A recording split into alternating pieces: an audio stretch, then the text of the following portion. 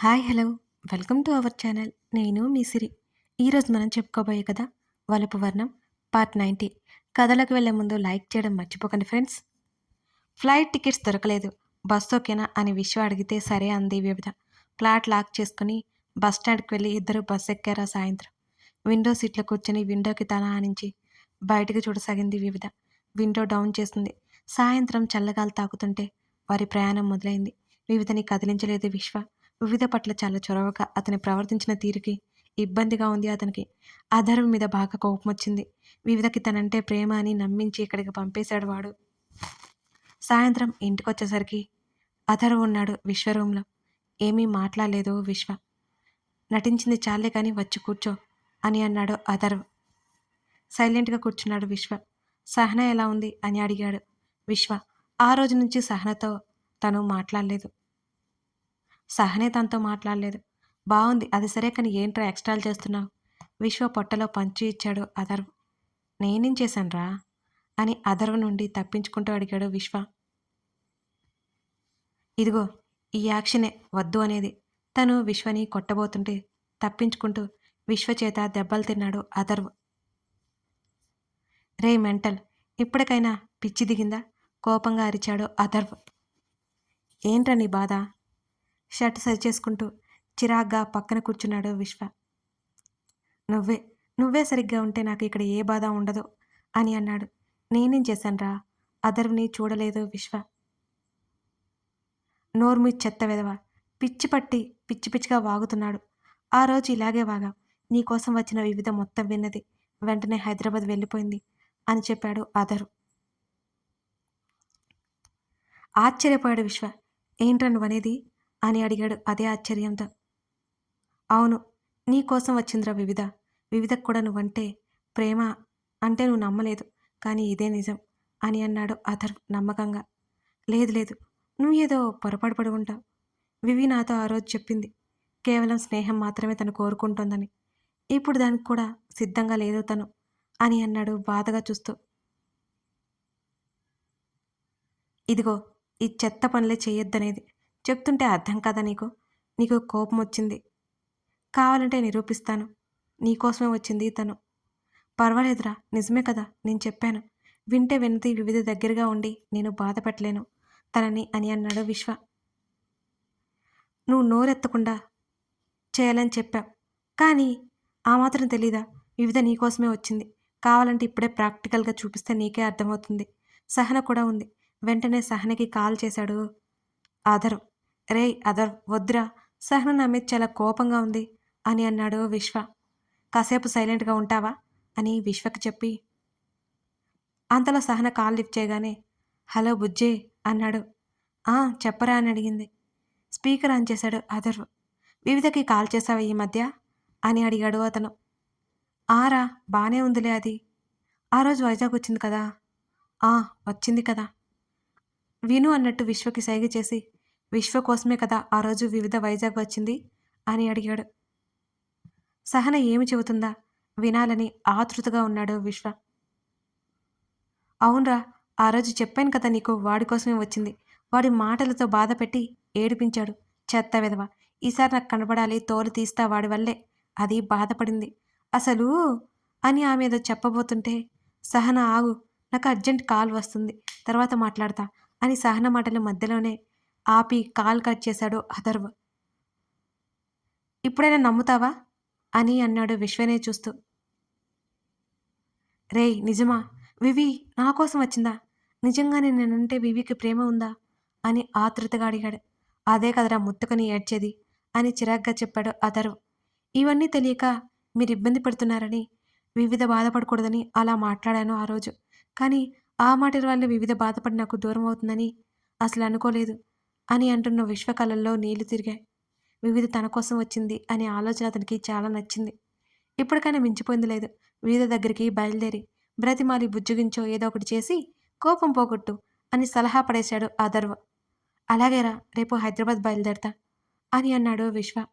బాబు విశ్వక్సేన వివిధ హైదరాబాద్లో లేదు. అదేంటి, ఎక్కడుంది మరి? నీ వల్ల ముంబైకి వెళ్ళిపోయింది. అవునా? పాపం రా వివి, నా వల్లే బాధపడుతుంది. ఫ్లైట్ టికెట్స్ ఉంటే చూసుకుని ఎప్పుడు ఫ్లైట్ ఉంటే అప్పుడు ముంబైకి వెళ్ళిపోతాను అని అన్నాడు విశ్వ. ఆల్ ది బెస్ట్ రా! నీ ప్రేమ చూపించి నీ దారిలోకి తెచ్చుకో అని కన్ను కొట్టాడు అదరు. నవ్వాడు విశ్వ. చల్లగాలి ఫోర్స్‌గా విశ్వని తాకి ఆలోచనల నుంచి బయటకొచ్చాడు. రేయ్ దొంగ వెధవా! ఎన్ని అబద్ధాలు చెప్పావురా! వివి ముందు నా పరువు తీశావు. ఇప్పుడు వివి నా గురించి ఏమనుకుంటుందిరా గాడిద! సహన ఏదో చెప్పబోతుంటే చెప్పడం ఆపేశావురా! తర్వాత చెప్తా నీ పని అని అదరును తిట్టుకున్నాడు విశ్వ జరిగిందంతా గుర్తు చేసుకుంటూ. తల తిప్పి వివిధని చూశాడు. చీకట్లో ఏదో వెతుకుతున్నట్లుగా చీకటినే చూస్తోంది.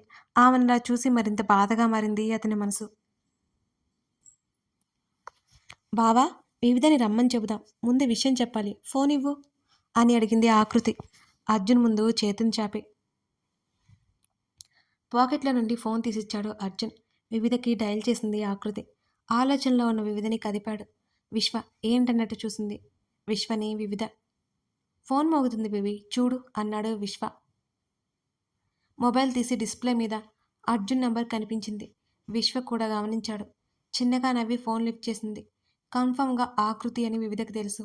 ఆ టైంలో ఆకృతిని అర్జున్ ఫోన్ నుంచి చేసేది ఎన్నోసార్లు అనుభవం. హలో! వివిధ! సంతోషంగా అరిచింది ఆకృతి. ఆకృతి వివిధ నవ్వింది. ఎలా ఉన్నావు వివిధ అని అడిగింది. 2 రోజులే నువ్వు కాల్ చేసి అని వివిధ నవ్వుతూ అనగానే చిన్నగా నవ్వింది ఆకృతి. ఇదేమీ పట్టించుకోకుండా ఆకృతిని చూస్తూ కూర్చున్నాడు అర్జున్. అక్కడ బస్సులో వివిధని చూస్తూ కూర్చున్నాడు విశ్వ. భోజనం చేశావా అని అడిగింది ఆకృతి. లేదు దారిలో ఎక్కడైనా తింటాం అని బదులిచ్చింది వివిధ. దారిలోనా అని అర్జున్ ఒకసారి చూసి అయోమయంగా అడిగింది ఆకృతి. హైదరాబాద్ వస్తున్నాను నేను అంది వివిధ. వావ్ సరే ఇక్కడికొచ్చాక నీకొక గుడ్ న్యూస్ చెప్తాను. త్వరగా వచ్చేయ్ అంది ఆకృతి. గుడ్ న్యూసా? అదేదో ఇప్పుడే చెప్పు. చెప్పొచ్చు కదా ప్లీజ్ అంది. ఇంటికొచ్చాక చెప్తాను. ప్లీజ్ ప్లీజ్ ఆకృతి చెప్పేవా బ్రతిమాలింది వివిధ. వివిధ ఫేస్‌లో ఎక్స్‌ప్రెషన్స్‌ని అలాగే చూస్తున్నాడు విశ్వ. ముద్దుగా అనిపించింది వివిధకి. వివిధ ఆ క్షణం అతనికి. అది అది ఈ మంత్ 20థ్ మా పెళ్ళికి ముహూర్తం నిశ్చయించారు అని చిన్నగా చెప్పింది ఆకృతి. వావ్ అని చిన్నగా అరిచి సూపర్ న్యూస్ చెప్పావు అని అంది వివిధ. నవ్వింది మరోసారి ఆకృతి. కొంత సమయం మాట్లాడుకున్నారిద్దరు. కాల్ కట్టయిపోయింది. ఆ ప్రయాణం నచ్చలేదు వివిధకి. ఒకప్పుడు తామిద్దరం ఎలా ఉండేవాళ్ళు? ఇప్పుడు ఎలా ఉన్నారు? ఎవరున్నా లేకున్నా ఒకరితో ఒకరుంటే చాలు. కానీ ఇప్పుడు పరాయి వాళ్ళలాగా ఇద్దరి మధ్య మౌనం తప్ప మాటల్లేవు. అసలు ఎందుకిలా జరుగుతోంది? దీనికి కారణం ప్రేమ. ఏంటో ఈ ప్రేమ? సంతోషం కంటే బాధనే ఎక్కువగా ఇస్తోంది. వివిధ ఆలోచిస్తూ మనసులో అనుకుంది. ఆమె సీట్లో వెనక్కి వాలి కళ్ళు మూసుకుంది. విశ్వ గురించి ఆలోచనలు మొదలయ్యాయి వివిధకి. మొదటి నుంచి విశ్వ తనతో ఎలా ఉండేవాడు? చిన్నప్పటి నుంచి తనను అంటిపెట్టుకుని ఉండేవాడు. చిన్నప్పటి నుంచి ఎంతో ప్రేమగా చూసుకునేవాడు. ఏ కష్టం వచ్చినా తనకి తోడుగా నిలిచేవాడు. తనకి అంతే కదా! ఎవరున్నా లేకున్నా విశ్వతో ఉంటే ఇంకేం గుర్తురావు. మోయలేని బాధతో కూడా అతనుంటే భారం తీరిపోయినట్టు అనిపిస్తుండేది తనకి. మరి ఇప్పుడెందుకిలా? ఇలా ఉన్నారిద్దరూ. దీనంతటికీ కారణమేంటి? ఆలోచనలు ఒక కొలిక్కి రావట్లేదు వివిధకి. విశ్వతో ఉన్న జీవితం, విశ్వ లేని జీవితం ఆమె పోల్చుకుంటోంది తెలియకుండానే. విశ్వ తన పక్కన ఉంటే సంతోషం, విశ్వ తనతో లేకపోతే దుఃఖ సాగరం. ఆ విషయం ఆమెకి అర్థమవసాగింది. కాదు కాదు సంతోషంలో అయినా దుఃఖంలో అయినా అతని తోడు ఉంటే జీవితమే ఆనందమయం.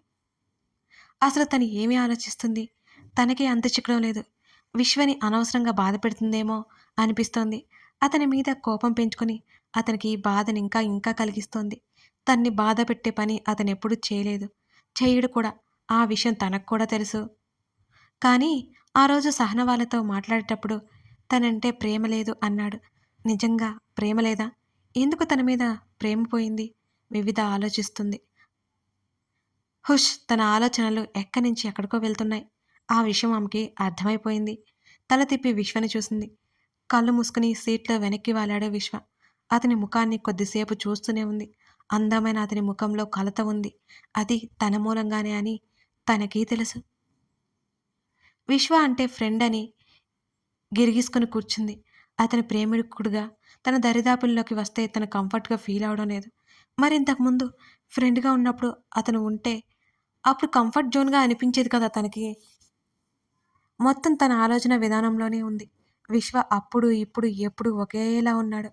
కానీ తనలా లేదు. పాపం తన కోసం ఎంత బాధపడ్డాడో ఏమిటో! చిన్నప్పటి నుంచి అతన్ని చూస్తూనే ఉంది. అతని బాధని ఎందుకు పట్టించుకోలేదు? అతన్ని శత్రువుని చూసినట్టు చూస్తూ దూరం పెట్టేసింది. తన కోసం ఎన్నెన్నో చేశాడో విశ్వ. ఒక్కసారి అన్నీ చుట్టుముట్టాయి వివిధని. తన గతం వర్తమానంలో విశ్వ ఉన్నాడు. మరి భవిష్యత్తులో? అందరూ విశ్వ ఉండాలని కోరుకుంటున్నారు. తనకే ఏది అర్థం కావడం లేదు. ఇప్పటివరకు ఫ్రెండ్ అనుకున్న అతన్ని సడన్‌గా భర్తగా ఎలా ఊహించుకోగలదు తను? సలహాలిచ్చేవాళ్ళు బోలెడు మంది. కానీ ఆ స్థానంలో ఉంటే అప్పుడు తెలుస్తుంది తన బాధ ఏమిటో వాళ్ళకి. ఎంత ఆలోచించినా తన ప్రశ్నలకు సమాధానం మాత్రం దొరకలేదు. అన్నిటికీ మించి ఒకటి మాత్రం గుర్తించింది తను. అతనికి బాధ వచ్చినప్పుడు అతని కన్నీరు పెడతాడు. తనకి సంతోషం వచ్చినప్పుడు తనదే ఆ ఆనందం అంతా అని అతను ఫీల్ అవుతుంటాడు. ఏది ఏమైనా అతను తన పక్కన ఉన్నంత వరకు హ్యాపీనెస్ ఇవ్వాలనే ఎల్లప్పుడూ ప్రయత్నం చేస్తూనే ఉంటాడు. ఇది మాత్రం నిజం. తన కోసం ఏవైనా చేస్తాడు. అతని మీద కోపమేం లేదు. ఇప్పుడు అతన్ని తన స్నేహితుడు అనుకుంటోంది. విశ్వ భుజం మీద తల వాల్చి కళ్ళు మూసుకుంది వివిధ. వివిధ హైదరాబాద్ వస్తోంది అని చెప్తూ సంతోషంగా అర్జున్ని చూసింది ఆకృతి. "ఉమ్." ఆమె సంతోషాన్ని చూసి అతను నవ్వుకున్నాడు. "బావా." చెప్పు." "బయటికి వెళ్ళి చాలా రోజులైంది కదా! నైట్ టైంలో ప్లీజ్ ప్లీజ్ ప్లీజ్." అతన్ని బ్రతిమాలుతూ అంది ఆకృతి. సరే అన్నాడు క్షణకాలం తర్వాత. "పద పద." ఆకృతి అర్జున్ని తొందర చేసింది. "చలిగా ఉంది. స్వెటర్ వేసుకో." అని అన్నాడు అర్జున్. "వద్దు బావా. ఇప్పుడంత టైం ఏమీ అవలేదు కదా!" అని అంది. "చెప్పింది విను." అన్నాడు అర్జున్ బ్రతిమాలుతున్నట్టుగా. "వద్దు నాకు." అంది మొండిగా. "ఇక్కడ తెలియదు నీకు. బయటికెళ్తే చలివేస్తుంది. మంచు పడుతోంది. హెల్త్ అప్సెట్ అవుతుంది." సీరియస్‌గా చెప్పాడిక ఆమె వినట్లేదని. "సరే సరే.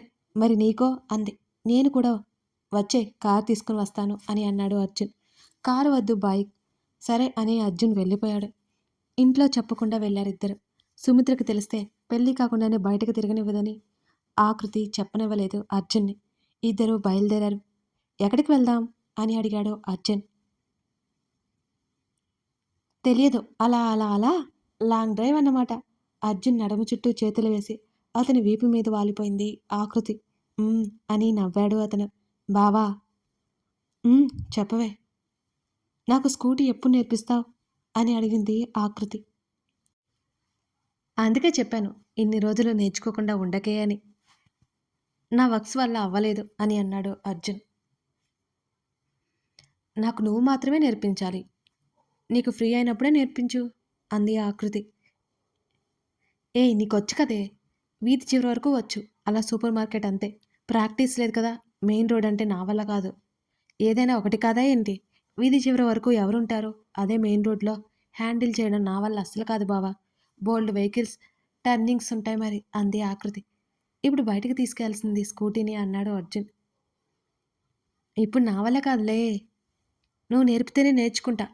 సరే అన్నాడు అతను. కొంతసేపు మౌనం. అర్జున్ని అలాగే హత్తుకుని ఉండిపోయింది ఆకృతి. "బావా బైక్ ఆపు." అంది. ఆపాడు. ఆమె దిగి చేతులన్నీ రబ్ చేసుకుంటోంది. బైక్ పార్క్ చేసి "ఏదైనా తింటావా?" అని అడిగాడు. ఆమె నోరు తెరిచేలోపు "ఐస్ క్రీమ్ గట్రా అయితే అడగొద్దు. అసలే వెదర్ బాగోలేదు." అన్నాడు సీరియస్‌గా అర్జున్. "అలాంటప్పుడు నన్ను అడగడం ఎందుకు బావా?" చిరుకోపంగా అంది ఆకృతి అతన్నే చూస్తూ. నవ్వాడు అర్జున్. దగ్గరలో చిన్న టిఫిన్ షాప్ కనబడింది. ఆకృతి వైపు చూసి వద్దే అన్నాడు. "బావా ప్లీజ్." "ఈ టైంలో అవసరమా?" అన్నాడు. "పర్లేదులే బావుంటుంది ఇలా నీతో." అంది నవ్వుతూ. "ఈ మధ్య మాటలు బాగానే నేర్చుకున్నావే నువ్వు." అని అన్నాడు అర్జున్. "నువ్వే నాకు గురువు." అని కళ్ళెగరేసింది ఆకృతి.